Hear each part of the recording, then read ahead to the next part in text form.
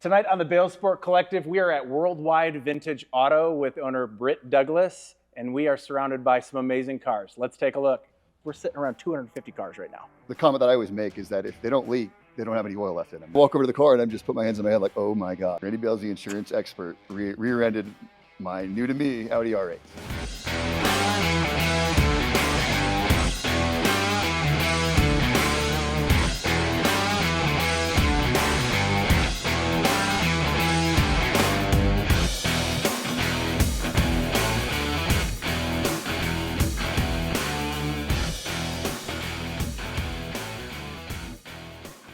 So Britt, I am sitting in what I think is a very special shop with things like a Porsche Speedster, a Mustang Coupe. We've got Ram Chargers, we've got H1s. Talk to me a little bit about the inventory you have, because we're sitting around 250 cars right now. The inventory is very, it's unique. It spans across a bunch of different makes and models and really all kinds of genres of the classic car market. We have a 1966 Chevrolet Impala 396 big block car, 4-speed. It's matching numbers. Really just a highly collectible piece. That all the way over to a 1980 Toyota FJ40 that has a Vortex swap, so a full resto mod. Back to a 1959 Corvette, 270 horse dual quad, also a matching numbers car. Just a really, really collectible piece too. Then we have a 1979 Ford Bronco with a Coyote engine swap. That's going to be another resto mod there. So that one's sitting next to a Grand Cherokee with what motor in it? It's got a 6.2 LS in it. And that thing is cherry inside, but the door still closes like the old truck, but it has to handle way differently with that much power. You get that modern drivability, at least a little bit more with just kind of with the guts that it has, being the LS motor. You have AC, functional electronics, so your modern stereo and so on. So it makes the experience a lot better. Yeah, so you always have a lot of trucks in here too, because I know the market is steered a lot towards that for that nostalgic period, but it's a labyrinth in here. But we have around the corner, I'm saying there's a yellow C3 Corvette just sitting back in the corner. We've got some, I would say, very, very unique cars, just for the simple fact that you guys don't turn away almost anything. If it seems like it has a memory behind it for somebody that might be a buyer, you're getting it, right? 100%. It really is the collectability, and then just with the uniqueness of the vehicle in itself. If it's unique, maybe low mile, even just quirky, weird resto mod stuff like I was mentioning before, we'll take it on. Yeah, I mean, and not to stray away from the reality that is, there is some drips of oil underneath these. You know, they have to be moved around. Some things need to be jump started, but they're old cars, right? 100%. The comment that I always make is that if they don't leak, they don't have any oil left in them. It's something that true.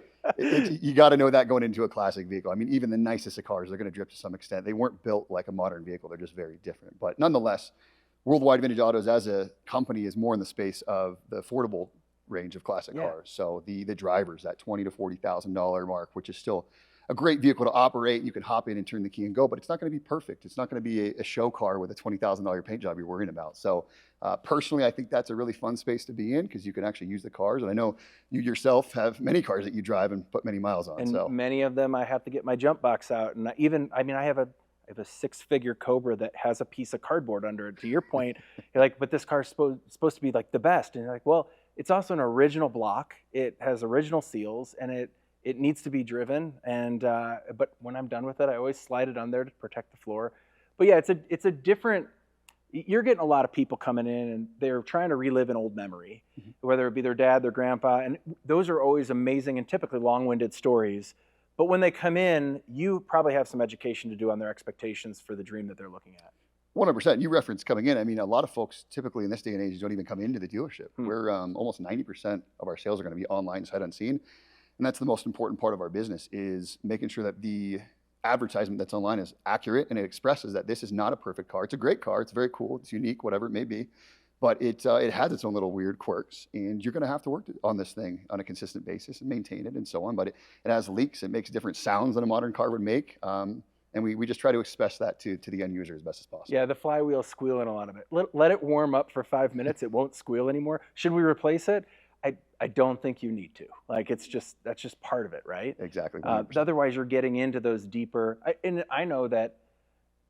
I think if you're a car enthusiast, you love watching a Mecum or a Barrett on TV, just sitting there and seeing these cars go across the blocks. And those are cars that are typically, except for maybe in the first few days of the auction, high dollar, high rotisserie, high resto, everything's been thrown at those, and that buyer's not coming in going, well, yeah, I'm ready to spend $270,000 on a Barracuda. But if you can get a Barracuda that's in a decent price range, you're gonna have that here. Oh, absolutely, Yeah. 100%. The biggest part, like I said, is education as to what the vehicle is specifically and the condition that it has. Not to say we don't get some of those higher end units in here as well, but a majority of our inventory is going to be that driver quality genre of car. When you're looking around here on the inventory, because I see a couple of them with my knowledge, there are some cars that have a lot more complications than the market is actually giving them credit for. I'm going to speak real quick to the fact that I have had 2 H1s. I have one still. There's an H1 back here. Everyone goes nuts over them. And talk about a complex car to keep on the road. I always say, why you see 50 of them for sale at any given point nationwide, yet they only made, I think, 4,000 of them for North America, Sure. and half of those are dead somewhere. What's another car like that you're looking going, okay, yeah. That's complicated and more tough to maintain and keep on the road. Yeah. I would say the Jeep Grand Wagoneers are the biggest one for us. Really? Every single one of these cars that we get in, you can almost count on it. The windows and the electronics inside of the vehicle is right over that kind of crossover stage as you were getting into the 80s more so into the 90s as well. Yeah, they made them till 94. Late 80s into the 90s. The electronics were not great, so we're always rerunning wiring, switching out window motors. I don't know that they're great even nowadays. They're tough, and that's why you see Yeah. that, like that one we have up front. It's been gone through fully by a company named Wagon Master. Okay. They did a full restoration on it because they're a tougher one to keep on the road, just like you said. So But I've seen multiples come through the shop. I mean, how many of the Grand Wagoneers do you have in here right now, or that kind of I body would style? say 3 or 4 right now. 3 or 4, and probably consistently, right? Oh yeah, absolutely. There's a cult following for them. And it's growing big time. Like that to me is getting like the Bronco is kind of the quintessential resto SUV truck of any of them. But now you've got Jeep guys that are coming in going, oh yeah, I want a nice Wagoneer. Like I think Shaquille O'Neal actually had a really, really nice Wagoneer made for him at some point too.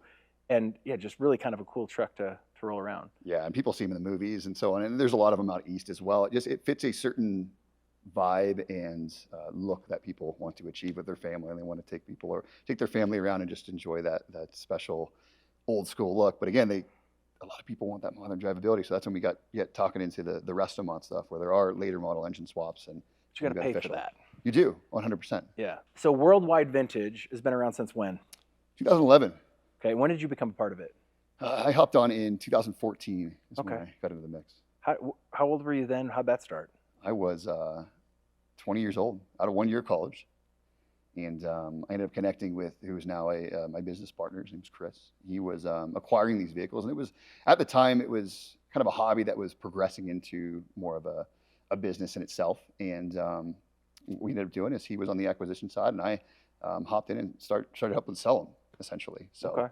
It worked very well, and it was small. I mean, we were doing 100 cars a year, maybe less. Still not small. I mean, That's impressive. But you're up to almost 100 cars a month now. yes, on average.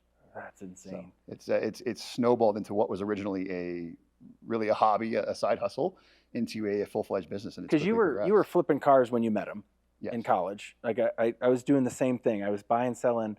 I want to know when you were flipping a car in college, what were you looking for, and what was your magic step to make sure that they sold? I have some of my just funniest, most random stories are flipping cars, and it's not just in college. It's really from the time I could drive. I mean, that's where I did not get the car bug from my father, anybody in my family. I just enjoyed them from day one. So the second I could drive, I bought a $800 Jeep Cherokee XJ, and it was my friend got in the back and his feet went through the floor because it was a Michigan car. There was rust holes in it, just under the carpet. And I was like, this is terrible. So I spent some time fixing that up. 6 months later, I sold it. I ended up getting about triple what I paid for it, and then I kind of saw the opportunity there. There's something here that I can do.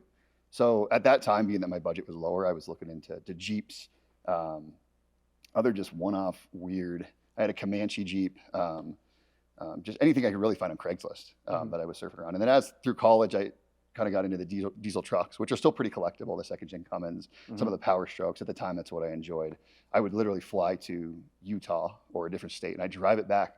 So back when you could buy a plane ticket for $80 or $100 one way, and I'd drive it back here, and I'd sell it in Colorado, and I'd move on. So when I came into the business, I had been flipping cars. It was my only job before that I kind of this self-made hustle that I had, and it progressed into something that was a business in itself. When you're that age too, it's a lot of money because you're sitting here you're making a good margin.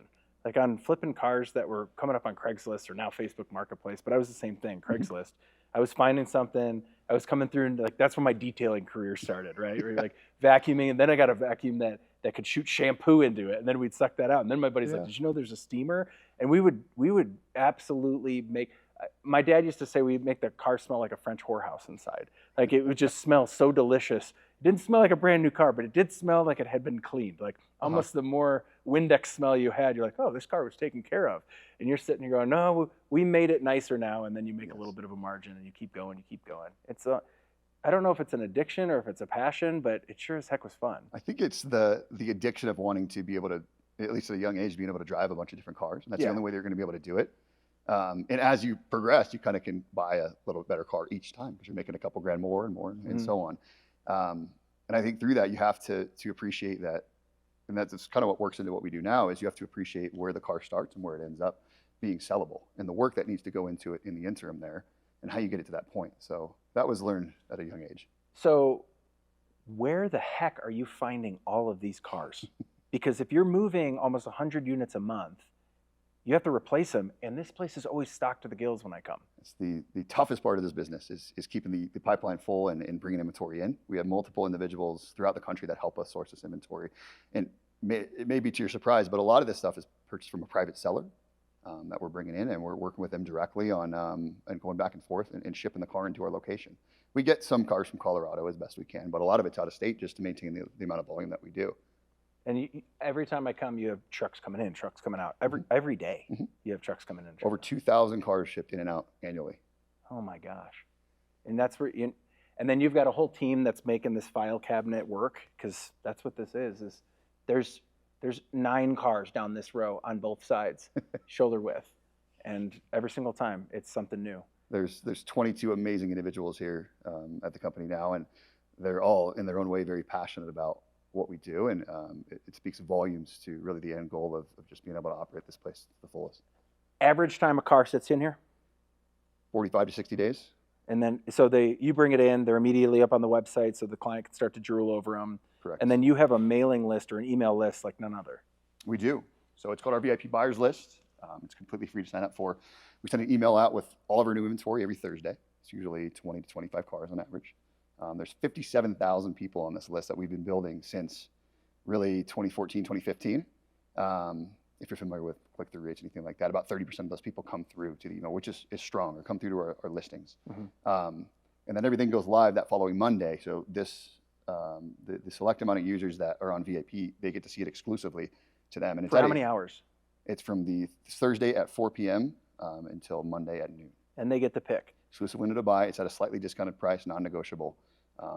And it's the beauty of it is if you're a VIP member and you're on that list, you're searching for that 68 Camaro. And you've been waiting, you've been looking around, and we have it.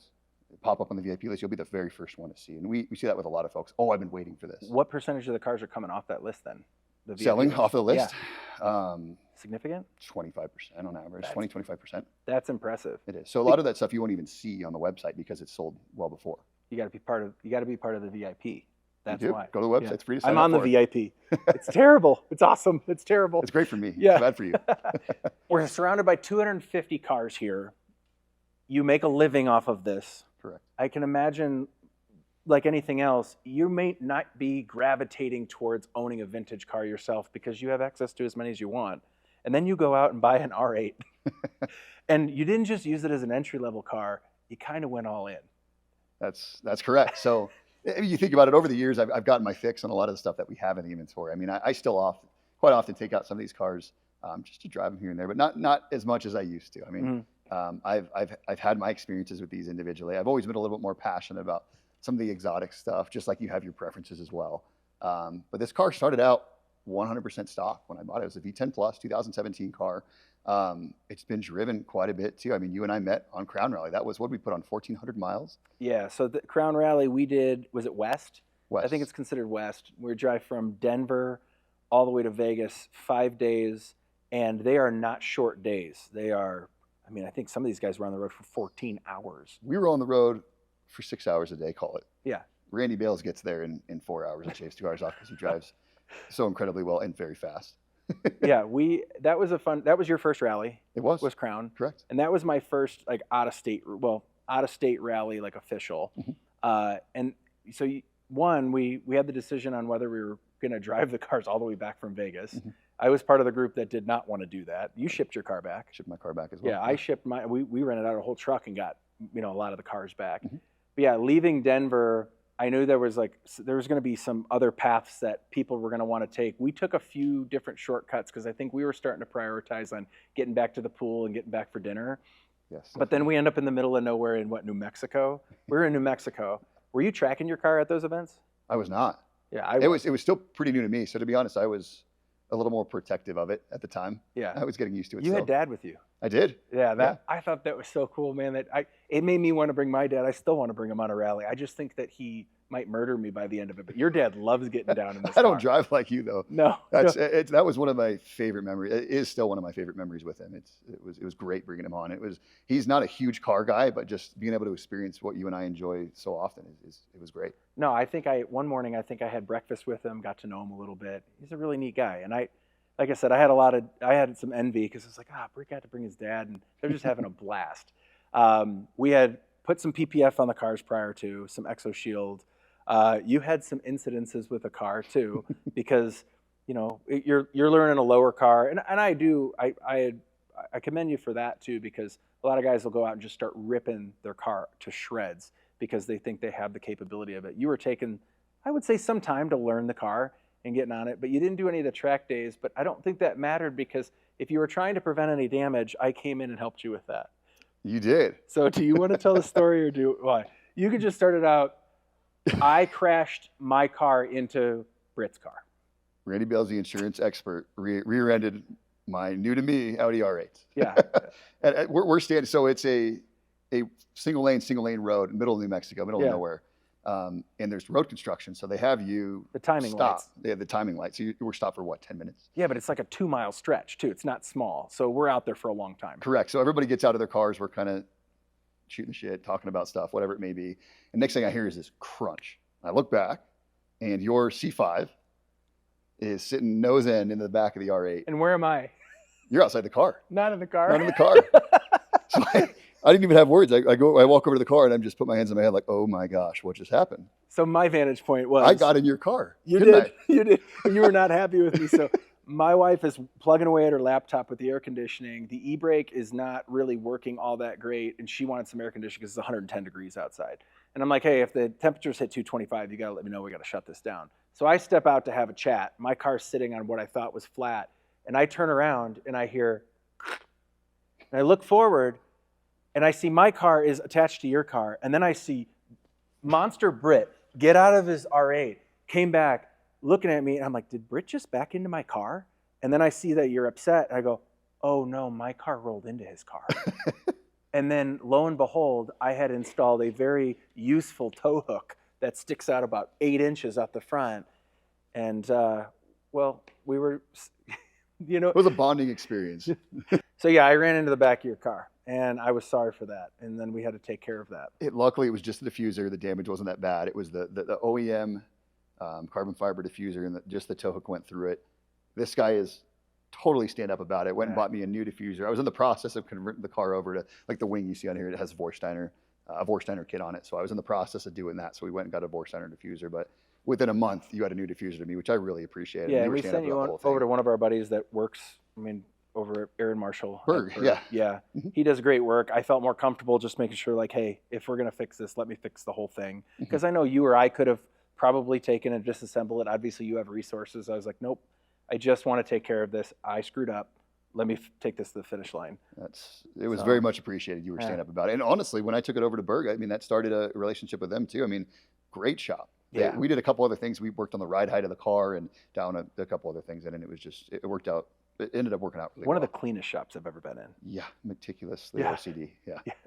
When you walk in, you go, yeah, I'll have my car serviced here. Yeah. So they run a good shop there. We had only met a couple days before that, I think. Correct. Right?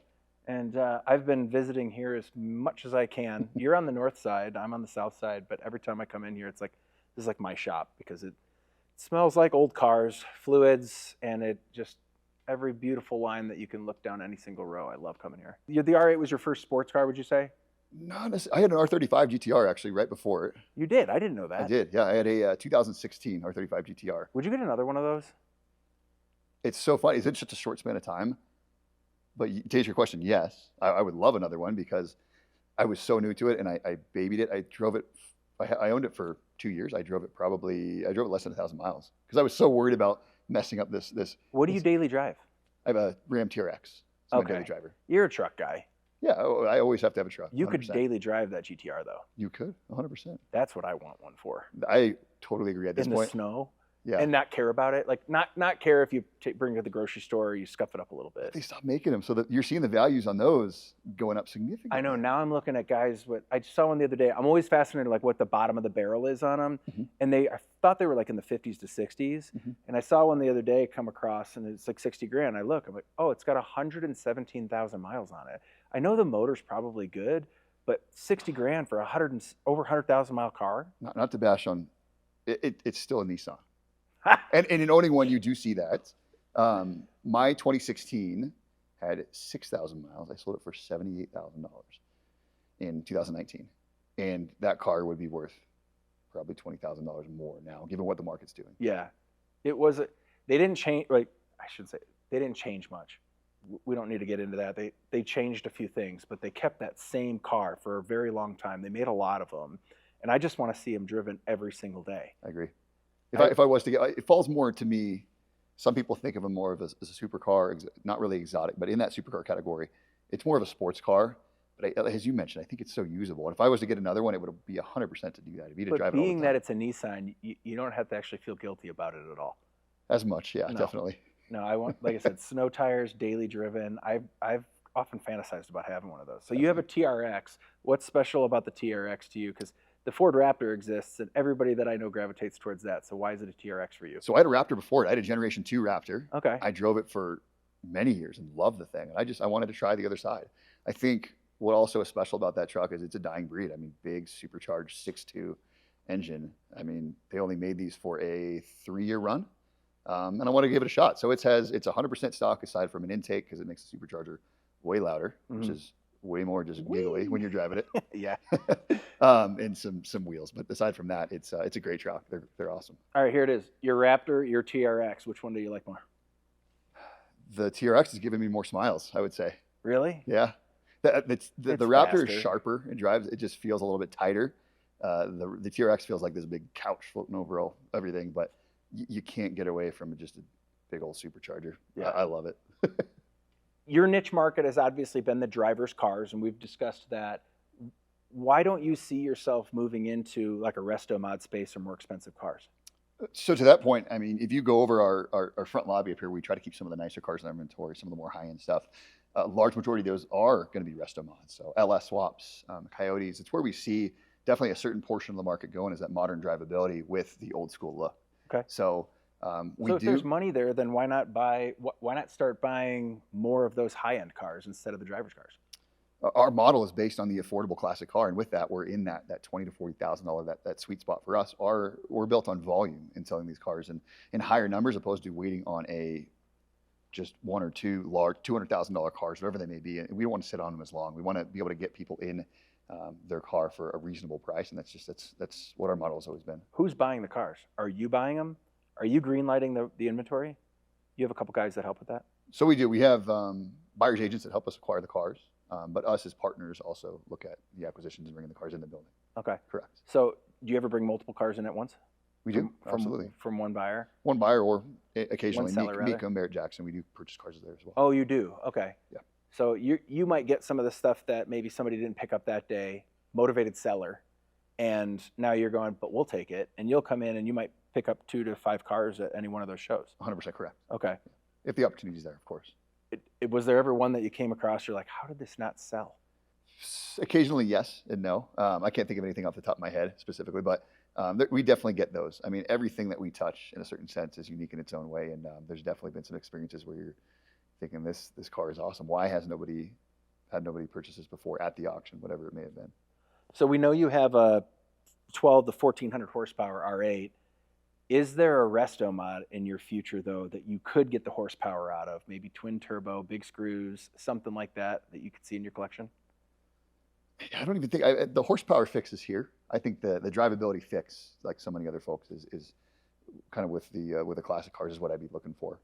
Personally, I probably wouldn't put a lot of miles on something that wasn't a resto mod these days, just because you get the awesome drivability out of it. So to answer your question, I would say so at a certain point. I'd still love to tinker here and there. Any interest in JDM? Oh, absolutely. Yeah. 100%. What would you have? FD RX7.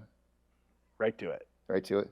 These are the cars, and I think that also is kind of what speaks to my interest in this type of car. Is these are the cars when I was a kid, growing up in the '90s, that I had the poster on my wall of the RX7, the GTR, some of the different Lamborghini models and stuff like that, and then obviously Fast and Furious, some of the old movies and stuff like that. I have a significant sweet spot for JDM cars. See, I have limited interest. Like we just talked about the GTR, and I would definitely daily drive something like that. The only thing that speaks to me out of Fast and the Furious is a Gen 2 Lightning, and I probably look for one once a week. I can see that. You know, it is those things that you think of when you're younger. You're like, okay, yeah, RX-7s are. I just saw one the other day. I was going to the car wash, and it was coming out of like another street down in Castle Rock, and it was a black one. It wasn't all clapped out, and I just looked and I was like, he knows how special that car is. But the person in front of him or behind him probably doesn't. And I just sat there and I hoped the light didn't turn green because I just wanted to look at this RX-7. Mm-hmm. They're so cool. Especially if I were to find a clean one. I mean, man, they're so unique. And I think that's the thing too, is with the JDM cars, you see so many of them that were beat up and driven. Because back in the day, I mean, early 2000s, what could you buy an RX-7 for? I mean, like after they came out? I mean, I feel like you could pick one up in like the low teens. I was going to say 5-10 years used. You're talking low teens, 10 grand maybe. Yeah.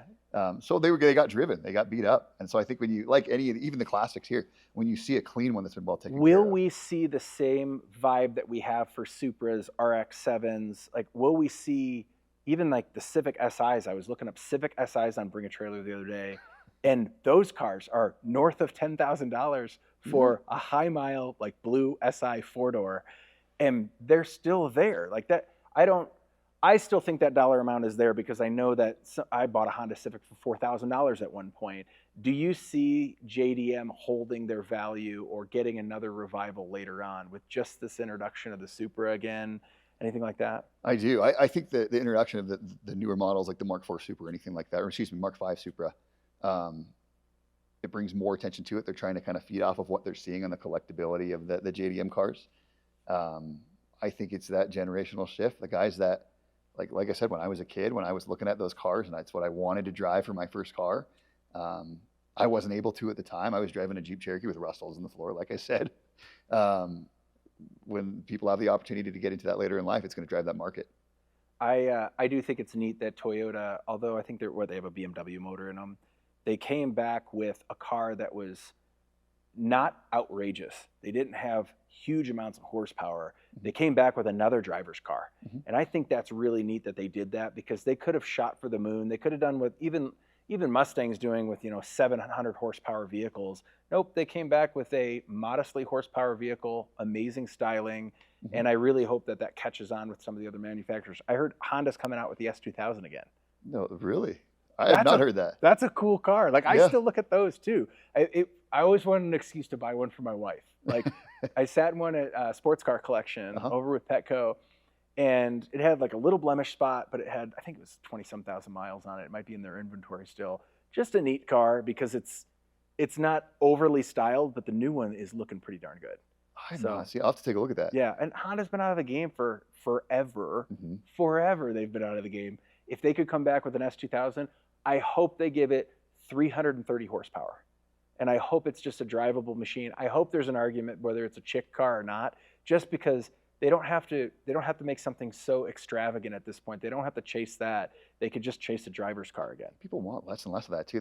It's just like you said, the driver, something that's reasonable to get into, and just you can go enjoy the thing. Well, what are we stuck with now? We're stuck with a Miata, which is a great platform, but you don't have any kind of modest sports car anymore other than I think like a Miata at that point, or maybe I don't even think you can consider a 718 Porsche modest anymore because they're No. going for close to 100 grand. Yeah, and then you start talking about some of the Mustangs or even the Challengers and stuff like that, and they're just bigger. Yeah. They don't have that same vibe. They're just so different in size. No, so. there's a place for smaller little sports cars, and I don't even want to consider a Supra a smaller sports car because it's when you walk up in the car, it's pretty bulbous, but everything's getting that big. Mhm. And so the smaller sports cars, I think, are I would love to see a revival out of that. Like we don't see any Sunbeams anymore. We don't see any Yeah. we don't see any of the smaller, just more modest sports cars. Otherwise, you're in something like a hot hatch or something like that. Yeah. And I don't think that's the same thing. Makes you wonder safety regulations with. I mean, some of these cars, even stuff that we have here, some of the Triumphs and stuff like that,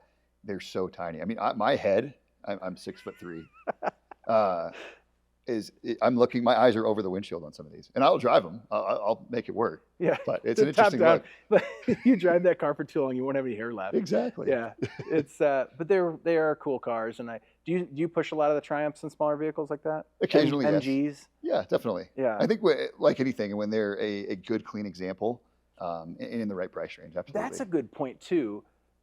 When we talk about cars that are probably unsung heroes of the vintage class, an MG or a Triumph, you can pick up a pretty clean, decent one for $6,000 to $8,000. Mhm. That is a lot of fun for that much money, It is. and it's cool to like. I think a car like that, only because it pops in my head, is like driving up to Mount Evans or Echo Lake, Yeah. on like a Saturday afternoon, no traffic or something like that, just mid-season. That's the kind of car I would like to drive up there. That's yeah. I agree 100%. Just a little fun, just canyon car that you can go enjoy. Yeah. But to your point, I mean, clean ones, 10 grand, give or take, maybe a little bit higher. I mean, that's a lot of fun for the money. If I look at that, or even like a 96 convertible automatic Camaro with like 60,000 miles on it, that's another good buy. It's an automatic, keep the manuals alive. I know the MG is going to be a manual. I know the Triumph's going to be a manual. But I would sit here, if you offered me both, I go, I'm taking the MG. I'm taking the Triumph. That's surprising. You're a big domestic guy. I am, but I actually like smaller vehicles. That's why the AC Cobra sings to me so much, because it's the best of both worlds.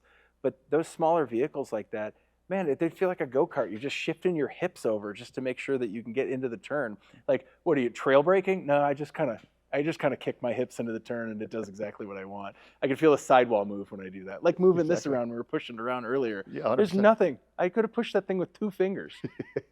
It's the same thing. So this is going to be a Beck is the manufacturer. They make the replicas, but it has the 100% old school 356 Speedster look. What manufacturer is it? It's Beck. Okay, and that's a good replica. They're a brand. renowned builder. Yeah. Correct. Just like a Street Beast or anything of the sort would be for maybe not that high end, but in that same classification. No, these I like seeing them around. It's always funny when people are like, "Is it a replica?" If you have to ask, it's a replica. Yeah. Yeah. It wouldn't be on the street. No, correct. It would be on a showroom floor at somebody's house with something like that. You see them driven from time to time, but that's not the one that's getting the miles, getting the luggage thrown in the back and hoping not for rain. That's again, just jumping back to our inventory. That's the beauty of it, is something more affordable that you can go enjoy and not worry about as much. And for the record, when you want to sell it down the road, most of the time it's appreciated, or you're going to get the same money back out of it. Yeah. Than you did originally. The only burden you have on these cars at this point in the market, I feel like, is the maintenance. 100% agree. That's it. And I've said it before. I think mechanics of that particular genre are going to do just fine, because what we're going to be doing from here on out is keeping these cars alive, because we're not going to be, no matter where technology goes or anything, we're not going to be making cars in this segment any longer. So there's going to have a huge demand for people that, can you fix this? Name your price. I just want it back on the road again. Oh, absolutely. I was just telling you, I mean, we have 6 technicians here in the back that do our inspections and whatever maintenance work that we need. They're very hard to find. It's hard to find good individuals for that position, because everybody wants to walk up and plug their OBD2 in and have a computer tell them the problem. Yeah. They don't want to trace it back. So no scavenger hunt individuals anymore for that. And a lot of the older guys that have done that they're not working anymore. They're dying off, whatever it may be. And there's definitely an opportunity there in the future. I can see that. So people, like you said, 90% of this stuff's coming online now. Someone's probably, I'm assuming that they're coming in on an email targeting one car. Are they typically open to looking at any of the other cars, or is it just they're going after that or that body style? It's so unique to the buyer in the sense. I feel like a lot of the newer classic car buyers are open to many different makes and models. They just want the old school look. Mm-hmm. And that's a large portion of people that we deal with as well. And that's something that we try to do really well with it is kind of guiding them if they're newer to the classic car market and educating them as to what to expect. You're going to have to maintain these cars a little bit more than you would something newer. I mean, they leak. There's certain parts you need to change out. You're going to have to adjust this carburetor at a certain point in time. It's going to have a weird cold start, whatever it may be. So there's those folks, and I guess the genre that they're looking for is definitely more broad, and we try to direct them in a certain way. But then there's the other folks that we work with that are collectors, and they're very specific. When you come across this T-top such and such, let me know. The real ones of these cars, which we've done, Porsches, any 356 around that area. That's just a good example. They are so specific exactly on what they want, when it was restored, if it's the original panels. And we deal with those buyers quite often as well. I mean, that Impala that I was referencing earlier when we were speaking, that 1966 Impala with the 396 and the 4-speed. It's all matching numbers car, but the buyer for that is going to be, he's been looking for that car for years, maybe longer. And we have one, and we'll give him all the information we have and try and set him in the direction as well. So I would say with the price range that we're in, we get buyers from all walks. Okay. Someone's interested in buying a driver's vintage vehicle. What are 2 or 3 benchmarks or things that they should be particular on that's universal amongst the cars? Rust? Absolutely rust on everything. You should absolutely be aware of rust on the floorboards of the frame. It's very common on a lot of these older cars, as you know. We try to disclose that as well. We put undercarriage photos in, or our sales team will always do a FaceTime and show them what's going on. Leaks, fluid loss. Just these cars are used, and they weren't built like some of the modern vehicles. The seals are much looser. Stuff wears out over time. Yeah, you got to drive them to keep them going. Yeah, that's the other thing. They have to warm the seals. You got to make sure that the fluids are moving around. But these are not people that are going to be, you're not going to be, you might have a buyer come in and say, well, I really want it to be matching numbers. This might not be the cars for you. Like, this might be a different range. There's probably a group of 10 or 15 cars you can choose from. Yeah. Out of our 250, almost 300 cars for sale. So we do them, but a majority of our inventory is the driver quality stuff. And it's educating people to what a driver quality car is. So it's not perfect, but it's something that you can definitely enjoy and tinker with. And it works very well. Last thing you're going to recommend to somebody who's buying a vintage vehicle, what's one more thing that they should be looking for? Make sure the car's been driven. I think that's the huge piece of it. Is a lot of these cars can look very pretty and be in great shape, and everything can be awesome there. But it's if it hasn't been driven, it's very hard on a car. Fluids can get in a bad spot. Seals can harden and leak, and then you're going to have a much larger maintenance piece when you actually start operating the car and doing what you want with it. So the last question I want to leave you with, obviously to your brand, is when someone's coming in to look for a vintage vehicle, whether it be with you or anywhere, what are some topics that they should be very concerned about to make sure that they're happy with their purchase? First and foremost, it's going to be the originality of the vehicle, especially when we're speaking to certain makes and models, and the value retention in those is if that motor is original. If it's not original, then is it the right motor or correct motor for the car, outside of a resto mod? But we're talking about some of the more investment grade vehicles, which at a certain level, all of these are. Just really, if the original equipment is there, what specs people are looking for, just to make sure that you have some value retention there through the ownership. Secondarily, I'd say rust. Always make sure that you're aware of rust. If you get a car, a classic car, in the front body mounts, like the International Scouts, like I was saying, if they're rusted out, you're going to have a big undertaking in repairing that piece. And then lastly, I would say ownership history. Get as much history on the car that you can. Make sure that you're educated with what owners have done in the past. We see some of these cars where it's a 40 or 50-year-old car, and it's had 10 or 15 owners. And you have everybody doing their own little bit of maintenance with what they thought was correct for the time, and just keep an eye out for that stuff. My favorite is has been restored. And then you're like, but to what standard? Like, did it just get a coat of paint? Did you paint the door jambs? Is it just taped off? Did the glass come out of it? I love when people are like, oh, it's been restored. You're like, but what part of it? Did you just freshen the motor up, or did you pull it? That's correct. Be careful with the subjective wording there. There's a difference between rebuilt and restored. Yeah. Restored being much higher end, and rebuilt being kind of... We got it back running. Yes. It's on the road again. It's drivable. Yeah. What is, by what definition? I mean, yeah, exactly. No, I get it. Hey, Britt, thanks for letting us...